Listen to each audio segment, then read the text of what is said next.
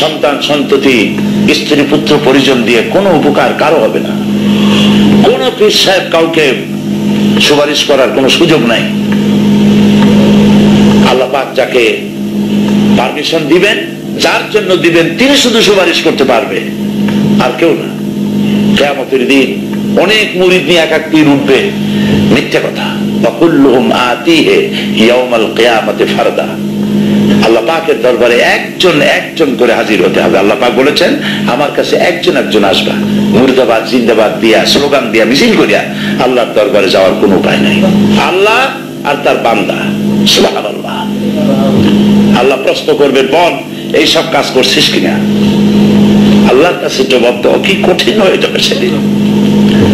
এই জন্য আল্লাহ রাসূল তিনি নিজে এই দোয়া পড়তেন, আল্লাহুম্মা হাসিবনি হিসাবান ইয়াসীরা। আয় আল্লাহ পাক, তুমি আমার সহজ হিসাব নাও। তো রাসূলুল্লাহ যদি সহজ হিসাব চান, তাহলে আমাদের উপায় কি? আল্লাহ তুমি আমাদের সহজ হিসাব নিও। রাসূলুল্লাহকে প্রশ্ন করা হয়েছে, হুজুর সহজ হিসাব কি? হুজুর বলেছেন, আল্লাহ যাকে মাফ করতে চাইবেন তাকে একটা পর্দার আড়ালে নিয়ে যাবেন, জিজ্ঞেস করবেন, এই বান্দা এইসব কাজ করছো? এখন আল্লাহ জিজ্ঞেস করতেছেন, সে তো ভয়তে অস্থির হয়ে যাবে, কেঁদে পাগল হয়ে যাবে, আল্লাহ করিবেনছি, আবার মাফ করে দাও।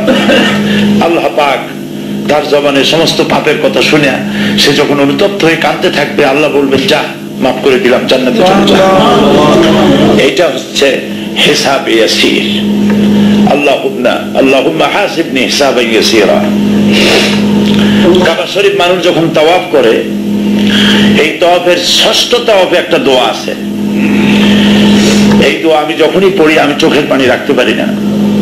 ষষ্ঠ শরতে, ষষ্ঠ চক্কর একটি দোয়া আছে। দোয়াটা হচ্ছে, আল্লাহুম্মা ইন্না আলাইয়া হুকুকান কাসীরান ফীমা বাইনি ওয়া বাইনাক। আয় আমার রব, তোমার সাথে আর আমার সাথে অনেক দেনা পাওনা আছে, আর তোমার বান্দাদের সাথেও আমার অনেক দেনা পাওনা আছে। তা আমি তোমার বান্দাদের কাছে যে বিষয় ঋণী আছি, সেই ঋণ পরিশোধের জন্য তুমি আমাকে যোগ্যতা দাও, পরিশোধের তৌফিক দাও। আর আমার কাছে তোমার দেনা আছে, তা আমার কাছে তোমার যে দেনা আছে সব দেনা তুমি শোধ করে দিয়েছো। আমার চোখ দিয়েছো, মুখ দিয়েছো, কান দিয়েছো, স্বাস্থ্য দিয়েছো, বউ দিয়েছো, বাচ্চা দিয়েছো, টাকা দিয়েছো। আমার কাছে সৃষ্টি করে তোমার যা দেনা ছিল তুমি সব তো শোধ করে দিয়েছো, কিন্তু তোমার দেনা তো আমি কিছুই শোধ করতে পারি।